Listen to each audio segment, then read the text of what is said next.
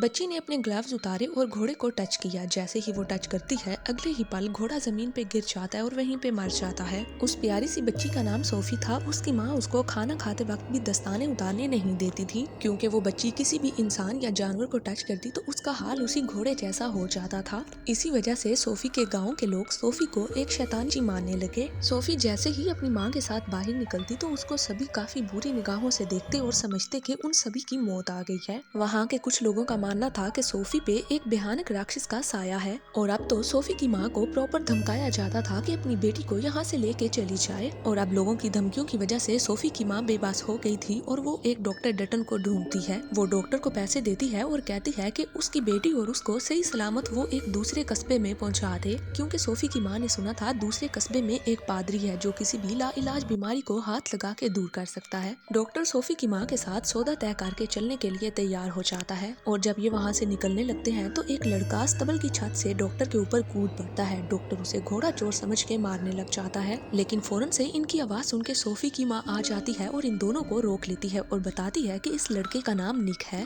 और निक कई सालों से सोफी को पसंद करता था। घर से निकलते वक्त सोफी की माँ अपने घर की जिम्मेदारी उसी को दे के जाती है और यहाँ पे हमें पता चलता है कि निक सोफी की माँ से एक तरफा प्यार करता था। सोफी की माँ को उसमें कोई इंटरेस्ट नहीं था और फिर ये दोनों माँ बेटी डॉक्टर के साथ काफी लंबा सफर तय करके रात एक जगह पे रुक जाते हैं। रात में ये एक जंगल में रुकते हैं और तभी वहाँ पे एक गोली चलने की आवाज आती है और वहाँ पे उन लोगों का सामना होता है लुटेरों से। लुटेरों के अंदर एक लड़की भी मौजूद होती है। वो डॉक्टर को मजबूर करती है, जिसकी वजह से डॉक्टर अपनी बंदूक फेंक देता है। इसके बाद वो लड़की उसकी बंदूक आग के अंदर फेंक देती है। लुटेरे इन लोगों से इनका सारा सामान ले लेते हैं, यहाँ तक कि उनके कपड़े भी उनसे उतरवा लेते हैं और फिर लुटेरे इनसे खाने पीने का सामान लेकर भी सोफी को अगवा करने की कोशिश करते हैं। और तभी अचानक से निक इनका पीछा करते करते इन तक पहुंच जाता है और डाकू का गला दबा लेता है। हाथापाई के दौरान डाकू के हाथ से गोली चल जाती है और उसके साथ आई हुई लड़की की आंख में जाके सीधा लग जाती है और गोली लगने के बाद वो लड़की सीधा अपने घोड़े पे चढ़ जाती है और वहाँ से भाग निकलती है। सोफी की माँ सिंड्रा जैसे ही आग में से बंदूक उठाने लगती है, डाकू जल्दी से आके उसको पकड़ लेता है। डाकू सिंड्रा का गला दबा के उसको मारने लगता है, लेकिन सिंड्रा आग में हाथ डाल के बंदूक उठा के उसको गोली मार देती है। इसके बाद वो उसी जंगल में रात गुजारते हैं और सुबह होते ही वहाँ से निकल पड़ते हैं। अब उनके पास खाने पीने के लिए कुछ भी नहीं था, जिस वजह से सोफी वहीं पे बेहोश हो जाती है। फिर से रात हो जाती है और वो सभी लोग एक जगह पे मिलके रात गुजारते हैं। अगली सुबह डॉक्टर जल्दी जल्दी उठ जाता है और पत्थरों पे जमी हुई ओस का पानी इकट्ठा करके सोफी के लिए थोड़ा सा पानी जमा करके उसको पिला देता है। इसके बाद ये सभी एक बंजर इलाके को पार करते हैं और मुसलसल चलते रहते हैं। गर्मी इस कदर ज्यादा थी कि निक चलते चलते रास्ते में ही गिर जाता है, जिसकी वजह से वो बेहोश हो जाता है और फिर डॉक्टर निक को एक दवाई सुंघाता है, जिसकी वजह से निक को होश आ जाता है। अच्छी बात ये थी कि इनके साथ एक डॉक्टर मौजूद था। इसके बाद इनको चलते चलते रात हो जाती है। जैसे ही ये आगे बढ़ते हैं, इनको एक कैंप नजर आता है जिसके अंदर एक बूढ़ी औरत थी। बूढ़ी औरत इन्हें पीने के लिए साफ पानी और अच्छा खाना भी देती है। इसके बाद बूढ़ी औरत का बेटा दिखाया जाता है, जिसने अपने मुंह को कवर किया हुआ था। वो औरत बताती है कि उसके बेटे को कोई लाइलाज बीमारी है और उसकी बेटी चुपचाप कुर्सी पे बैठी रहती थी। हैरानी की बात ये थी कि इस रेगिस्तान के अंदर दूर दूर तक ना ही कोई गाँव था और ना ही कोई बस्ती थी, तो आखिर ये फैमिली यहाँ पे कर क्या रही थी। यहाँ पे ऐसा जरूर कुछ था जो कि वो बूढ़ी औरत इन सभी से छुपा रही थी। इसके बाद डॉक्टर वहाँ से उठता है और थोड़ी दूर चहलकदमी के लिए चला जाता है। तभी वो बहाने से बूढ़ी औरत के कैंप को चेक करने लग जाता है। जैसे ही वो पर्दा हटाता है तो वो क्या देखता है कि उसके अंदर एक छोटे से बच्चे का झूला पड़ा है। डॉक्टर के दिल में एक बुरा सा शक पैदा हो जाता है, क्योंकि उनकी फैमिली में तो कोई छोटा बच्चा था ही नहीं। वो जल्दी से वापस आता है और बूढ़ी औरत पे गन तान लेता है। वो सिंड्रा को मना करता है कि वो वहाँ का खाना मत खाए।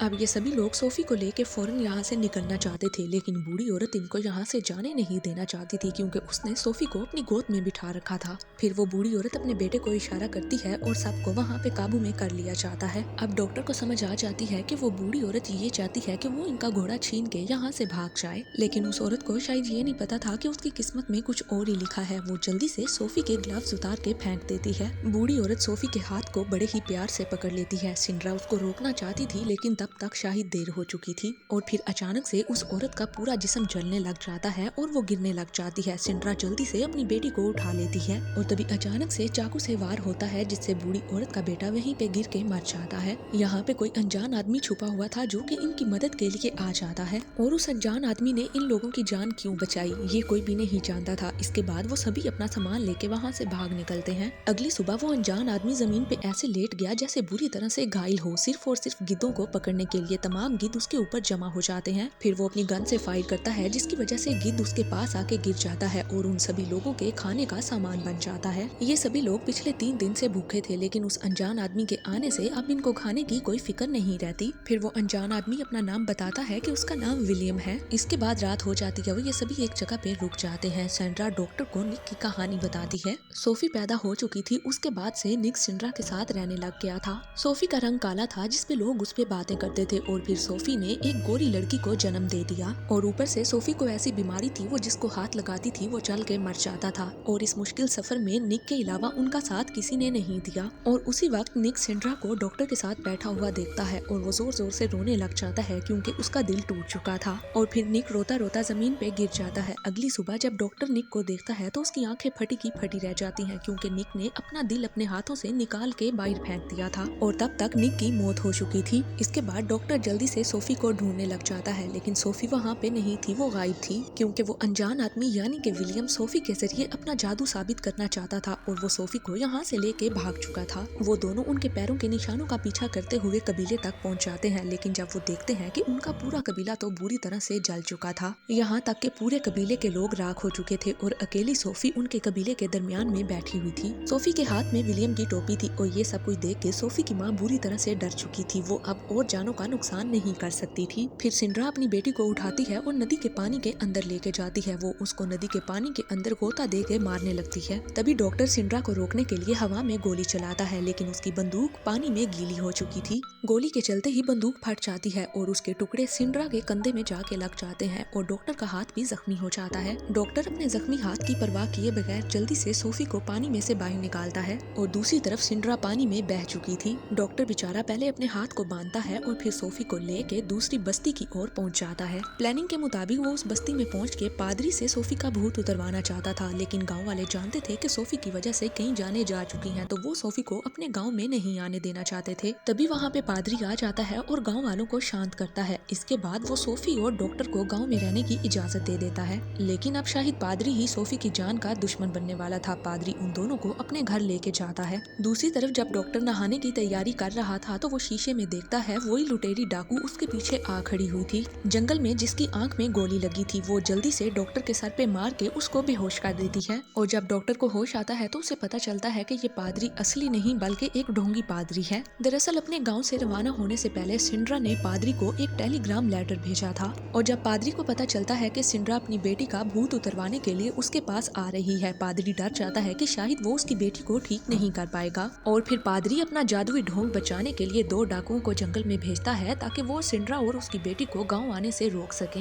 लेकिन पादरी का वो प्लान पूरा नहीं होता और फिर पादरी डॉक्टर को चट्टान से नीचे फेंकवा देता है, लेकिन चट्टान से गिरने के बाद भी डॉक्टर जिंदा बच जाता है। डॉक्टर वहाँ से एक पत्थर उठाता है और अपने हाथ की जंजीर खोलने के साथ साथ वो अपने हाथ को भी कुचल देता है और फिर खुद को आजाद करवाने के बाद वो एक बड़ी सी चट्टान के ऊपर चढ़ के ऊपर पहुँच जाता है। ऊपर पहुँचते ही वहाँ पे सिंड्रा भी आ जाती है और सिंड्रा को अपनी बेटी को मारने का बहुत ही ज्यादा पछतावा था। फिर जब उसे पता चलता है कि पादरी ने उसकी बेटी को कैद करके रखा है, वो दोनों उसके घर पे पहुंच के उसके गार्ड को मार देते हैं। अंदर पहुंचने के बाद वो उस लड़की को भी सीधा गोली मार देते हैं जो कि उस पादरी के साथ मिली हुई थी और फिर जब वो सोफी को उठाते हैं तो सोफी बिल्कुल बेहोश थी। सोफी उनकी बातों का जवाब नहीं दे रही थी और तभी उस पादरी का एक और ढोंग सामने आ जाता है। वो अपनी व्हील चेयर से उठ के खड़ा हो जाता है, यानी कि ये भी उसने एक ढोंग रचा हुआ था। पादरी एक बार फिर से डॉक्टर के सर पे वार करके उसको गिरा के मारने लगता है, लेकिन जैसे ही वो डॉक्टर के सामने आता है तो डॉक्टर अपनी गन से उसको गोली मार देता है। पादरी वहीं पे मर जाता है और दूसरी तरफ सोफी होश में आ जाती है और आज उसने पहली बार डॉक्टर को पुकारा था और डॉक्टर पहली बार सोफी की आवाज सुन के काफी खुश होता है और रोने लग जाता है। इसके बाद मूवी के एंड में हमें दिखाया जाता है कि वो अब छोटी सी गुड़िया बड़ी हो चुकी है। अभी भी सोफी अपनी जिंदगी दस्ताने पहन के ही गुजार रही थी, लेकिन अब उसकी जिंदगी में खुशियों की कोई कमी नहीं थी। इसी के साथ ये मूवी यहीं पे एंड हो जाती है।